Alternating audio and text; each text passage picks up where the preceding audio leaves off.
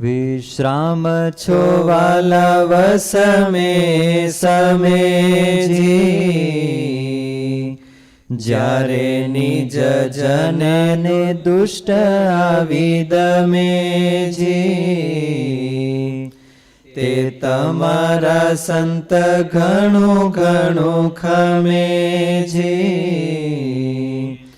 પણ તેનું દુઃખ તમને નવ ગમેજી.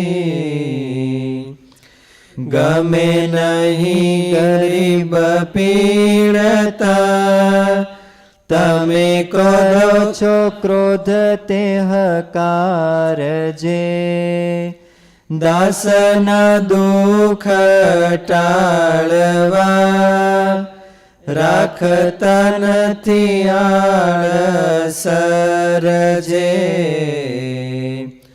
શીઘ્ર રહો છો સ્વામી મારા, તે સંતના સંકટ ટાળવા, અખંડ રહે છે બહુ અંતરે, તાન જન પોતાના પાળવા. ક્ષણ એક ખમી ન શકો, પીડા જન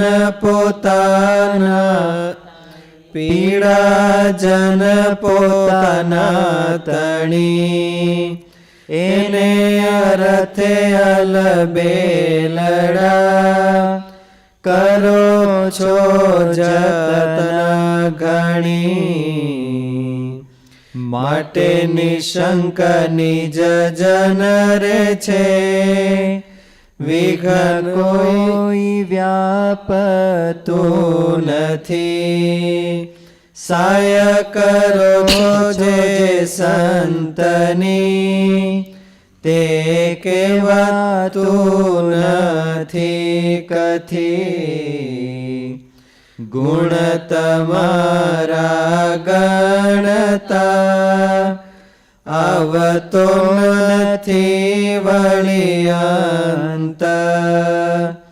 એવું વાલું નથી અંગ આપનું, જેવા વાલા છે સંત. ભગવાનને પોતાના ભગત એટલા બધા વાલા કે એટલું પોતાનું શરીર વાલું નહીં. એમાં ખાસ કરીને શરણાગત. રામચંદ્રજી ભગવાનને રાવણનું યુદ્ધ હાલતું હતું, તો વિભીષણ ભગવાનની પાસે આવ્યો હતો ને, એટલે રાવણ જ છેલ્લો બચ્યો હતો. એટલે રાવણ આવ્યો યુદ્ધમાં. રાવણ કોઈ વાતે મરતો નહોતો, વિભીષણ ભેળો હતો. એટલે યુદ્ધ હાલતું હતું તો રાવણ વિભીષણને જોઈને રાવણ અતિ ક્રોધમાં આવી ગયો, અને એવી એક શક્તિ મારી કે વિભીષણનો પત્તો જ ન લાગે ક્યાંય. જોયું વિભીષણને લાગે તો એટલે ભગવાન તો બધું જાણે કે આનો ક્રોધ આવી ગયો છે. એટલે શક્તિ મારી એટલે વિભીષણને બાવડું પકડીને સાઈડમાં લઈ લીધો, અને એ શક્તિ ભગવાને પોતે લઈ લીધી. આ ભગવાનનો નિશ્ચય કોને કહેવાય? ભગવાનની ઓળખાણ કોને કહેવાય? આવા ગુણો જે આ છેલ્લા પદોમાં બધાએ લખ્યા, એ ગુણો આપણને બરાબર રિયલાઇઝ થવા જોઈએ, તો આપણને સ્વામિનારાયણ ભગવાનનો નિશ્ચય થયો કહેવાય કે ભગવાન આવું કરે છે, ભગવાન આવું કરે છે, આવા દયાળુ છે. ભૂકો ભાર હરુ સંતન હિત, કરું છાયા કર દોય, જો મેરે સંત કો રતિ એક દુવે તેહી જળ ડારું મેં બોય. ભગવાનનો આવો ભક્ત પ્રત્યેનો એનો લાગણી છે. એવા ગુણ આપણા હૃદયમાં ભગવાનના સાંભળે અને આપણા હૃદયમાં નક્કી થાય તો આપણને ભગવાનનો નિશ્ચય થયો કહેવાય અને આશરો થાય. નિશ્ચય ને આશરો બે નજીક નજીકના છે. નિશ્ચય થયા વિના આશરો કોનો કરવો? એટલે નિશ્ચય આવા ગુણોને ભગવાનને જાણી અને રિયલાઇઝ કરવા, પોતાને અનુભૂતિ કરવી, એને ભગવાનનો નિશ્ચય થયો કહેવાય. ભગવાન બહુ બળિયા છે, ઉત્પત્તિ સ્થિતિને પ્રલયના કરતા છે તો કરતા છે, તેમાં શું વાંધો, આપણને શું ફાયદો? એનો નિશ્ચય કરવા માટે આ ગુણો ભગવાનના એને આપણે હૃદયમાં આત્મસાત કરવા જોઈએ. આત્મસાત ક્યારે થાય?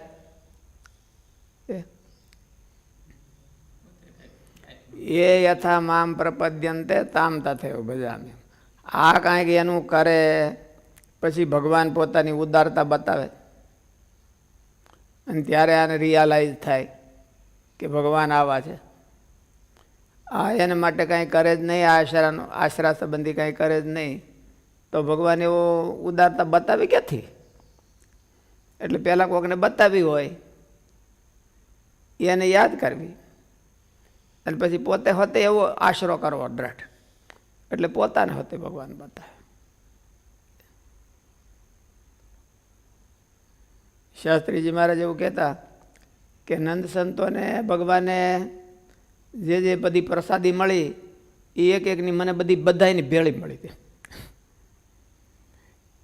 એવું કઠણ હોતે, પ્રતિકૂળતા હોતે ભેળી મળી હતી અને ભગવાને એમની રક્ષા, એના સંકલ્પો એ બધા પૂરા કર્યા હોય એવું હતું.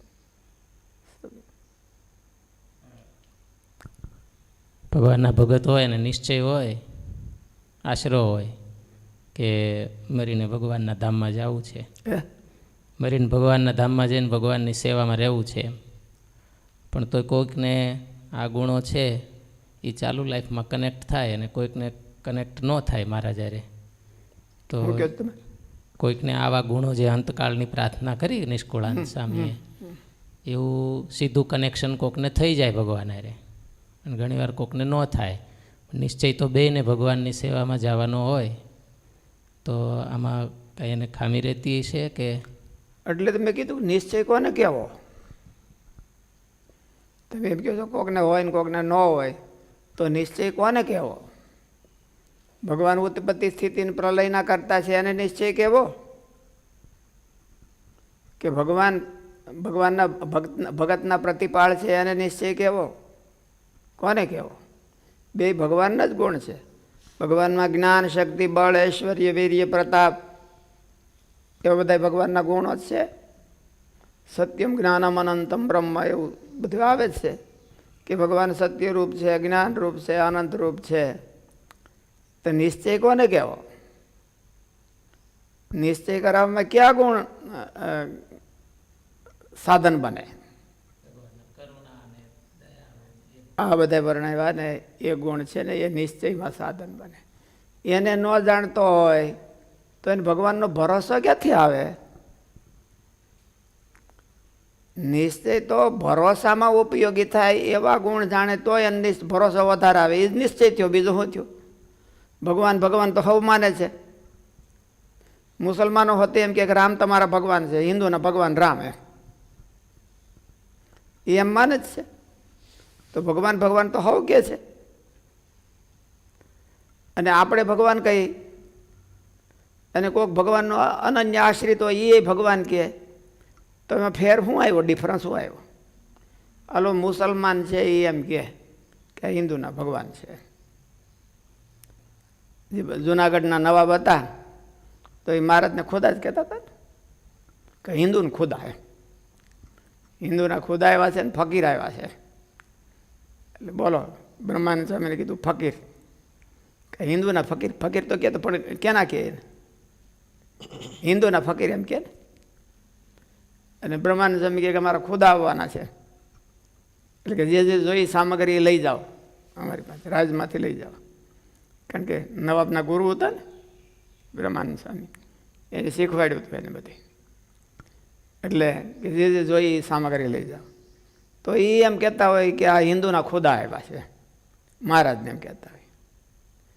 બીજા કોઈ હિન્દુ હોય એ એમ કે આ સ્વામિનારાયણ ભગવાન છે. એ સ્વામિનારાયણના ભગવાન છે ને, સ્વામિનારાયણ ભગવાન છે એ તો કોના? સ્વામિનારાયણના ભગવાન. અને કોઈક મહારાજનો અનન્ય આશ્રિત હોય અને એ એમ ભગવાન ભગવાન આ નિષ્કળાનંદ સ્વામી મહારાજને પોકાર્યા, ધર્મના બાળને ધર્મના નંદન એમ પોકાર્યા. તો બધા એના અંતરમાં ફેરફાર શું આવ્યો? નિશ્ચય જ નથી. મેન્ટાલિટીમાં શું ફેરફાર આવ્યો? પોતાના માનીને નિશ્ચય નથી કર્યો એમણે તો. એ એમણે તો પોતાના માનીને નિશ્ચય નથી કર્યો. તો આ પોતાના માનીને નિશ્ચય ન કર્યો, પણ પોતાના શું માન્યા એને એમ. નિષ્કુળાનંદ સ્વામી આવું કીધું તો એમાં નિશ્ચય કયો થયો કહેવાય એમ કે ભગવાન ઉત્પત્તિ સ્થિતિને પ્રલયને કરતા જેવું અહીં સ્તુતિ કરી મહારાજની પ્રતિ. નાથજી નિવારો રે દોષની દાસ, એવી સ્તુતિ કરી. અને એ મરવાટાણે સ્તુતિ કરી. કેસેટમાં આવે છે, આ પદ કેસેટમાં લીધું છે. નિષ્કુળાનંદ સ્વામી ધામમાં જવાના ત્યાં ત્યારે મદન મોહનજી મહારાજની બહાર જાળી પકડી અને સ્વામી આ સ્તુતિ કરી છે કે હે ભગવાન, હવે કેવા લાગતા છે લ્યો કયો. 82 વર્ષના એ વૃદ્ધ ડોહા, અને એ એમ મહારાજને પ્રાર્થના કરતા હોય કે મારા દોષ નિવારજો, હવે કંઈ બાકી હોય તો તમે કાઢી નાખો. એને કરવા માટે હું બાકી રાખ્યું હતું, અને એનું તો આ ફળ કે એને મનમાં એવો આશરો થાય અને એવી બુદ્ધિ મહારાજ પ્રત્યે જાગે, એવી મહારાજ પ્રત્યે બુદ્ધિ જાગે, એને તો નિશ્ચય કહેવાય અને એને તો આશરો કહેવાય. નિશ્ચયના આશરો બહુ આઘા આઘા નથી, નજીક નજીક છે. એવા બધા હતા, સમર્થ જ હતા, એ કંઈ કંઈ થોડા બકાલી હતા. અને તોય મનમાં એમ થાય કે મહારાજ આવા છે, એટલે એને તો નિશ્ચય કીધો.